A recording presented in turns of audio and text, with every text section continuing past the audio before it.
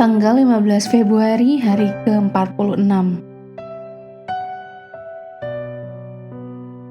Bacaan Bilangan pasal 17-20. Tongkat lembu betina merah dan pemberontakan. Garis besar, dua suara memperdengarkan keberadaan bangsa Israel saat mereka berkelana di padang gurun. Suara riuh sebuah bangsa saat mereka berbaris dan gerutuhan orang-orang saat mereka mengeluh tentang makanan, air, dan kepemimpinan. Tuhan mencegah pemberontakan terhadap Musa dan Harun saat dia memberikan keajaiban tumbuhnya tunas pada tongkat Harun. Tuhan juga menegaskan lagi peran orang-orang Lewi untuk pelayanan mereka di kemah suci, dan melalui pengorbanan anak lembu merah, Tuhan menyediakan sumber pembersihan yang terus-menerus dari kekotoran kematian yang selalu ada. Meskipun demikian, gerutuan terus berlanjut. Pada saat kemarahan memuncak, Musa melakukan hal yang benar, membawa air dengan cara yang salah, memukul batu, bukan berbicara kepada batu itu. Sehingga Musa kehilangan hak istimewa untuk menginjakan kaki di tanah perjanjian.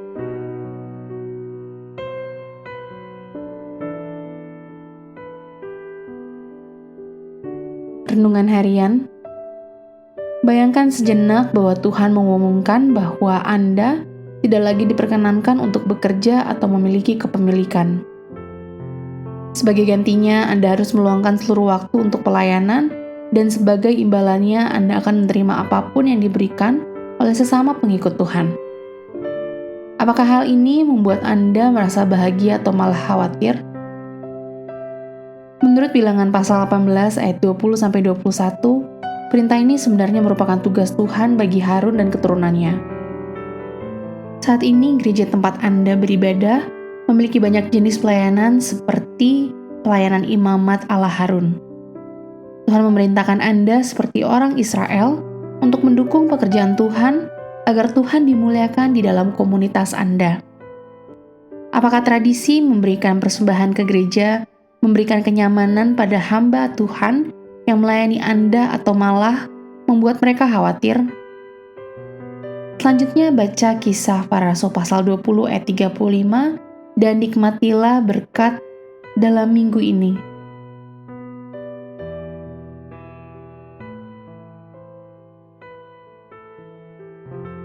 Orang selalu ingat akan sesuatu perbuatan baik, terutama bila kebaikan itu dialami oleh orang tersebut.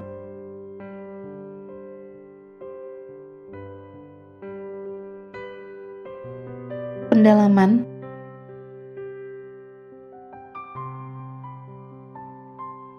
Tuhan memberikan karunia dan pelayanan rohani yang berbeda. Bilangan pasal 17 ayat 1-10. Dari bagaimana tongkat Harun bertunas, mengeluarkan kuntum, mengembangkan bunga, dan berbuahkan buah badam, sedangkan tongkat lain tetap seperti batang mati, Allah memberikan madat pilihannya bagi keluarga Harun untuk menjadi imam. Jika ada orang yang membantah pilihan ini, hal tersebut menunjukkan tindakan pemberontakan terhadap Tuhan. Satu keluarga yang tidak pernah menginjakan kaki di Kanaan. Bilangan pasal 20 ayat 22-29. Musa, saudaranya Miriam, dan saudaranya Harun tidak pernah menikmati berkat memasuki tanah perjanjian. Catatan ini merekam kematian Miriam dan Harun. Pasal 20 ayat 1 dan ayat 22-29. Dan aksi pemberontakan yang membuat Musa sendiri juga tidak diizinkan memasuki tanah perjanjian tersebut. Lihat pasal 20 ayat 7-13. Amin. Tuhan Yesus memberkati.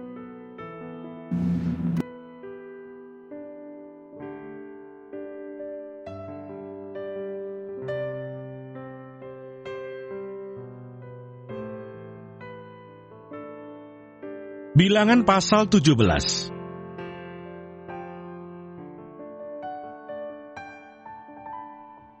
Tongkat Harun berbunga. Tuhan berfirman kepada Musa, Katakanlah kepada orang Israel, dan suruhlah mereka memberikan kepadamu 1 tongkat untuk setiap suku. Semua pemimpin mereka harus memberikannya suku demi suku, seluruhnya 12 tongkat. Lalu tuliskanlah nama setiap pemimpin pada tongkatnya. Pada tongkat Lewi harus kau tuliskan nama Harun. Bagi setiap kepala suku harus ada 1 tongkat. Kemudian haruslah kau letakkan semuanya itu di dalam kemah pertemuan di hadapan tabut hukum, tempat aku biasa bertemu dengan kamu. Dan orang yang kupilih, tongkat orang itulah akan bertunas. Demikianlah aku hendak meredakan sungut-sungut yang diucapkan mereka kepada kamu, sehingga tidak usah kudengar lagi. Setelah Musa berbicara kepada orang Israel, maka semua pemimpin mereka memberikan kepadanya 1 tongkat dari setiap pemimpin, menurut suku-suku mereka 12 tongkat. Dan tongkat Harun ada di antara tongkat-tongkat itu. Musa meletakkan tongkat-tongkat itu di hadapan Tuhan dalam kemah hukum Allah. Ketika Musa keesokan harinya masuk ke dalam kemah hukum itu, maka tampaklah tongkat Harun dari keturunan Lewi telah bertunas, mengeluarkan kuntum, mengembangkan bunga, dan berbuahkan buah badam. Kemudian Musa membawa semua tongkat itu keluar dari hadapan Tuhan kepada seluruh orang Israel. Mereka melihatnya, lalu mengambil tongkatnya masing-masing. Tuhan berfirman kepada Musa, "Kembalikanlah tongkat Harun ke hadapan tabut hukum, untuk disimpan menjadi tanda bagi orang-orang durhaka, sehingga engkau mengakhiri sungut-sungut mereka, dan tidak kudengar lagi, supaya mereka jangan mati." Dan Musa berbuat demikian, seperti yang diperintahkan Tuhan kepadanya, demikianlah diperbuatnya. Tetapi orang Israel berkata kepada Musa, "Sesungguhnya kami akan mati. Kami akan binasa, kami semuanya akan binasa. Siapapun juga yang mendekat ke kemah suci Tuhan, niscayalah ia akan mati. Haruskah kami habis binasa?" Bilangan pasal 18. Kewajiban dan penghasilan imam dan orang Lewi. Tuhan berfirman kepada Harun, "Engkau ini dan anak-anakmu, beserta seluruh sukumu, haruslah menanggung akibat setiap kesalahan terhadap tempat kudus. Sedang hanya engkau beserta anak-anakmu lah yang harus menanggung akibat setiap kesalahan yang dilakukan dalam jabatanmu sebagai imam. Suruhlah juga saudara-saudaramu, suku Lewi, suku bapa leluhurmu, mendekat bersama-sama dengan engkau, supaya mereka menggabungkan diri kepadamu dan melayani engkau. Apabila engkau ini beserta anak-anakmu ada di depan kemah hukum, mereka harus melakukan kewajiban mereka kepadamu, dan kewajiban mereka mengenai kemah seluruhnya, hanya kepada perkakas tempat kudus, dan kepada mezbah, janganlah mereka mendekat. Nanti mereka mati, baik mereka maupun kamu. Mereka harus menggabungkan diri kepadamu dan melakukan kewajiban mereka mengenai kemah pertemuan, sesuai dengan segala pekerjaan pada kemah itu. Tetapi orang awam jangan mendekat kepadamu. Dan kamu ini haruslah melakukan kewajibanmu mengenai tempat kudus, dan kewajibanmu mengenai mezbah, supaya orang Israel jangan lagi tertimpa oleh murka.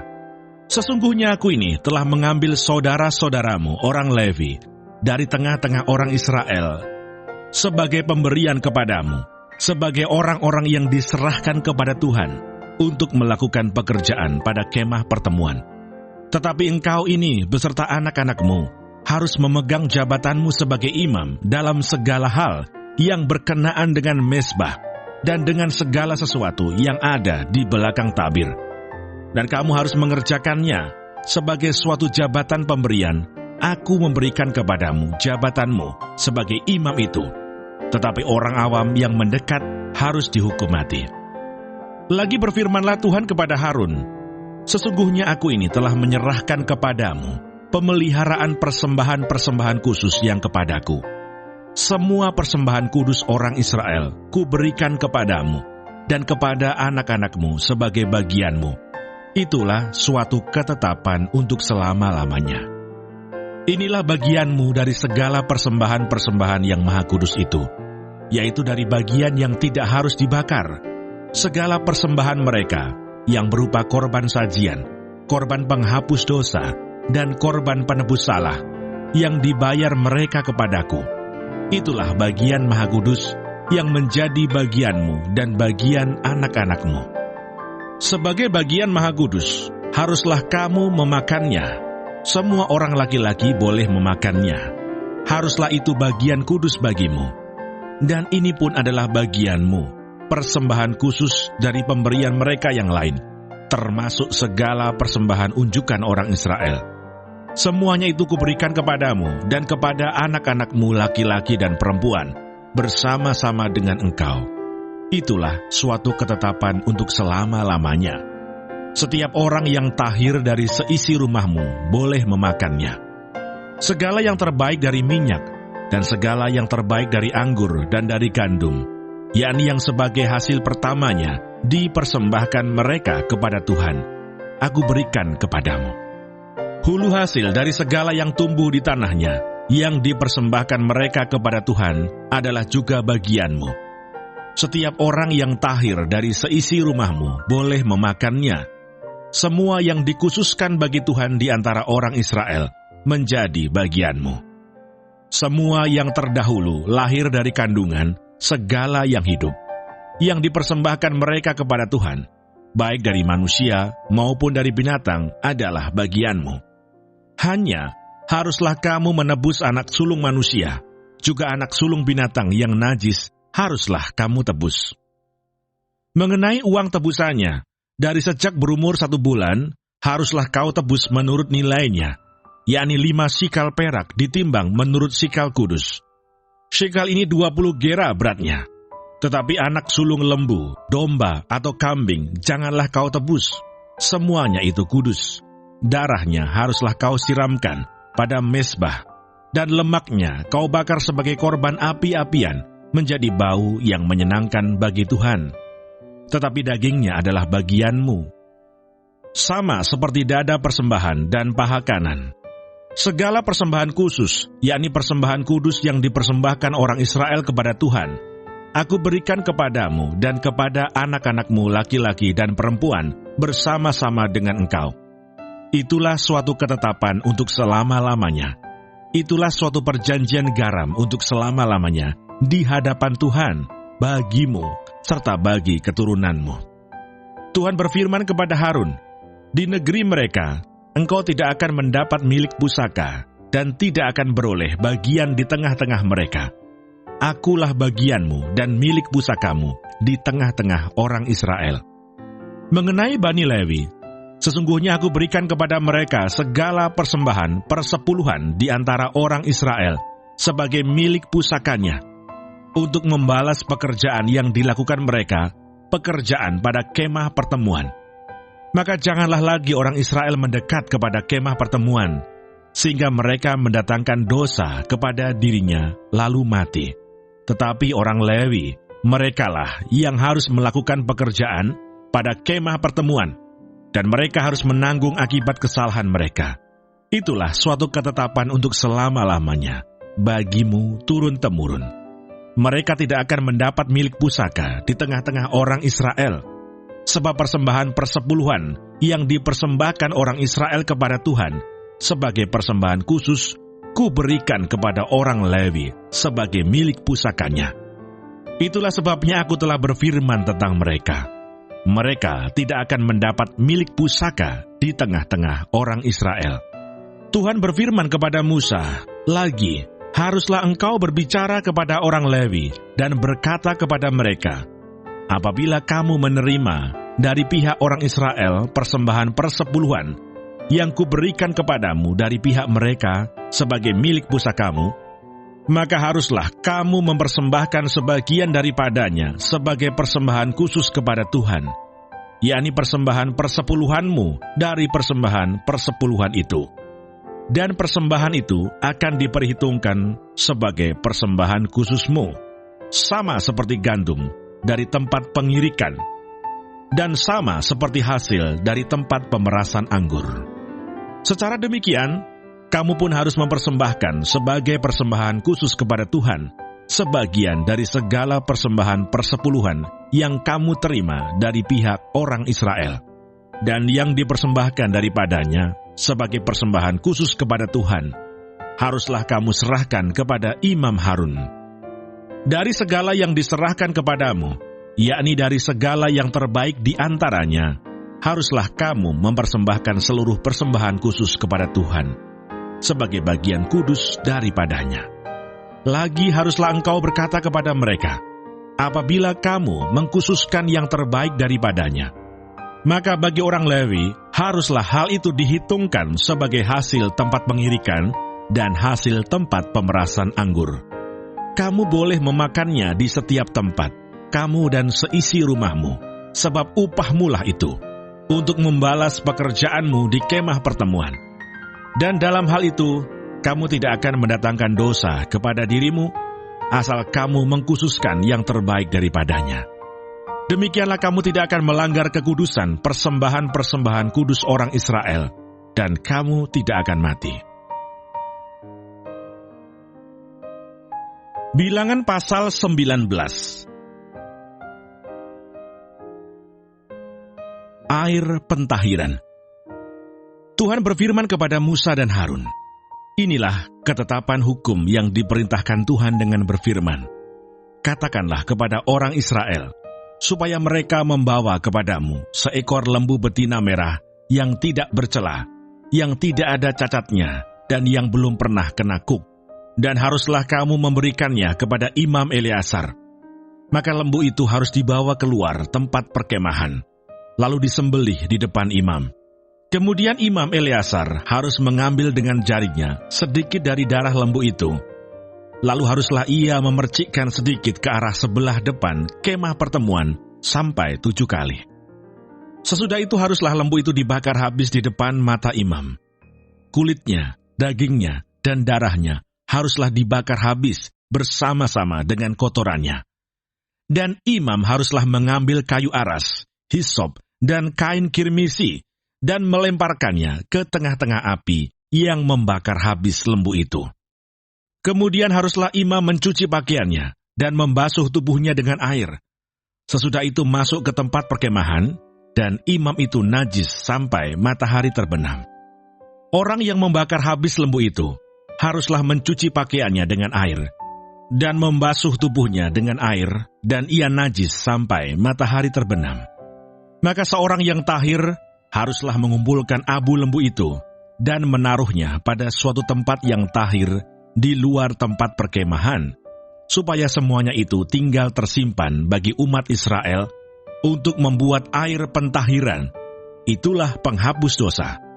Dan orang yang mengumpulkan abu lembu itu haruslah mencuci pakaiannya, dan ia najis sampai matahari terbenam. Itulah suatu ketetapan untuk selama-lamanya bagi orang Israel dan bagi orang asing yang tinggal di tengah-tengahmu.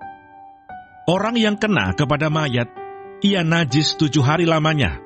Ia harus menghapus dosa dari dirinya dengan air itu pada hari yang ketiga, dan pada hari yang ketujuh ia tahir. Tetapi jika pada hari yang ketiga ia tidak menghapus dosa dari dirinya, maka tidaklah ia tahir pada hari yang ketujuh. Setiap orang yang kena kepada mayat, yaitu tubuh manusia yang telah mati, dan tidak menghapus dosa dari dirinya, ia menajiskan kemah suci Tuhan, dan orang itu haruslah dilenyapkan dari Israel.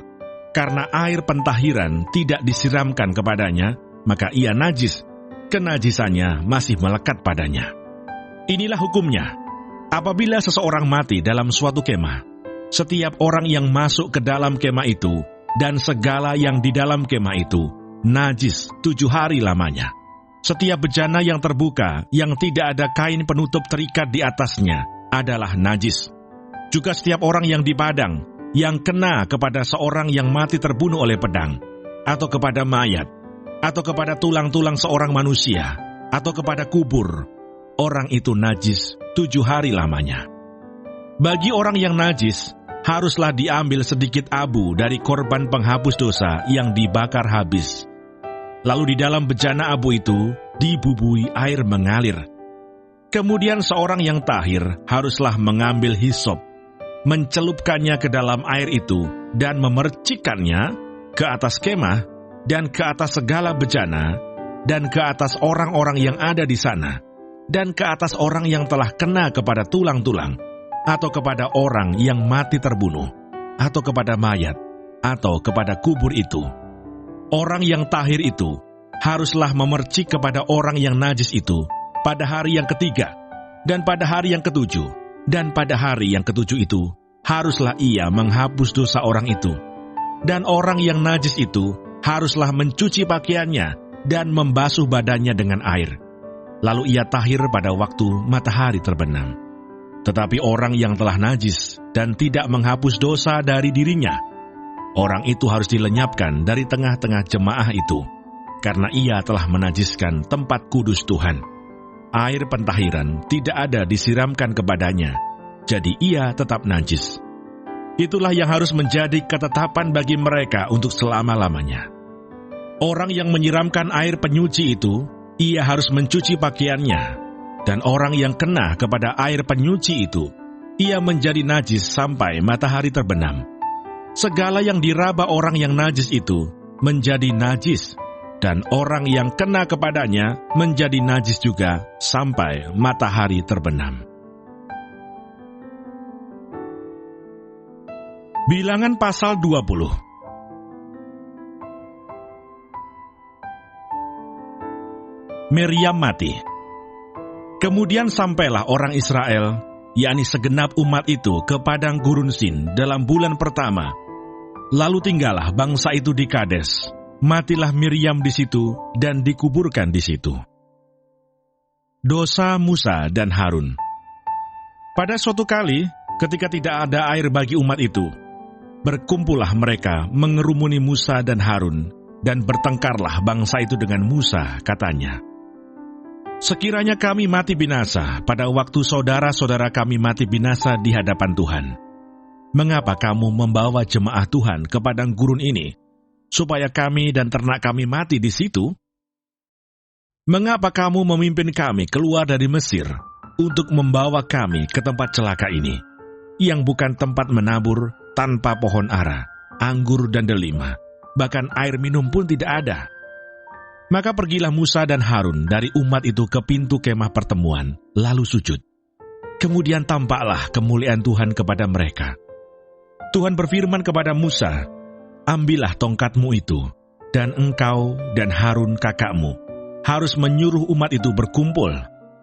Katakanlah di depan mata mereka kepada bukit batu itu supaya diberi airnya. Demikianlah engkau mengeluarkan air dari bukit batu itu bagi mereka, dan memberi minum umat itu serta ternaknya." Lalu Musa mengambil tongkat itu dari hadapan Tuhan, seperti yang diperintahkannya kepadanya.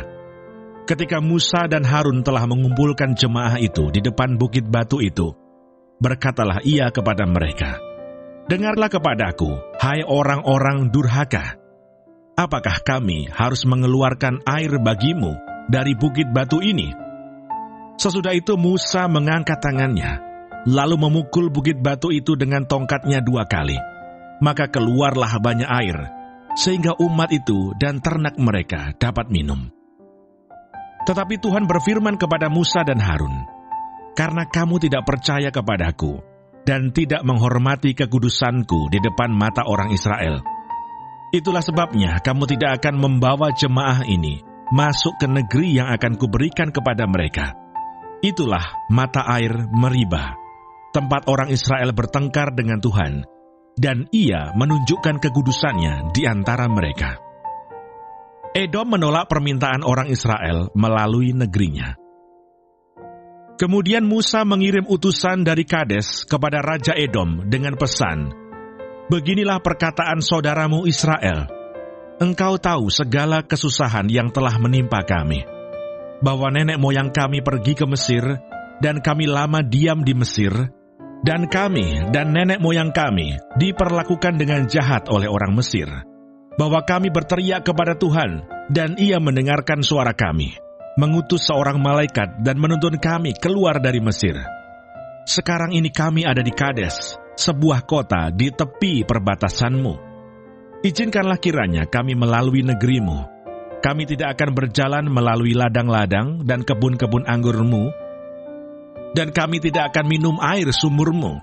jalan besar saja akan kami jalani dengan tidak menyimpang ke kanan atau ke kiri, sampai kami melalui batas daerahmu.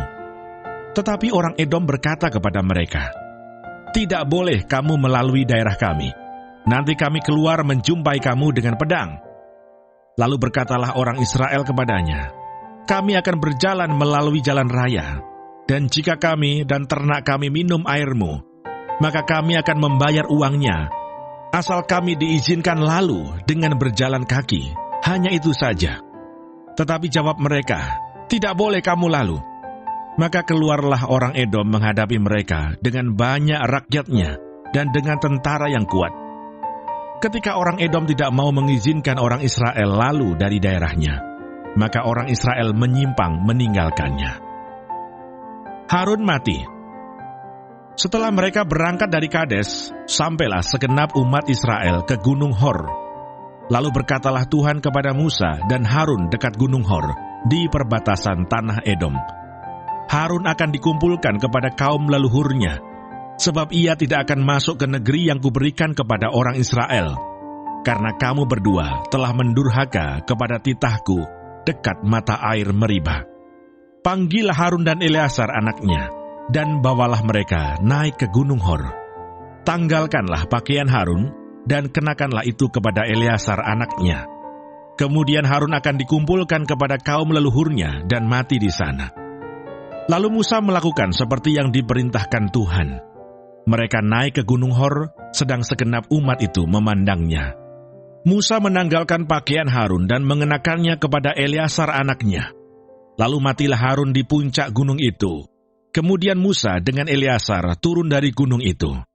Ketika segenap umat itu melihat bahwa Harun telah mati, maka seluruh orang Israel menangisi Harun 30 hari lamanya.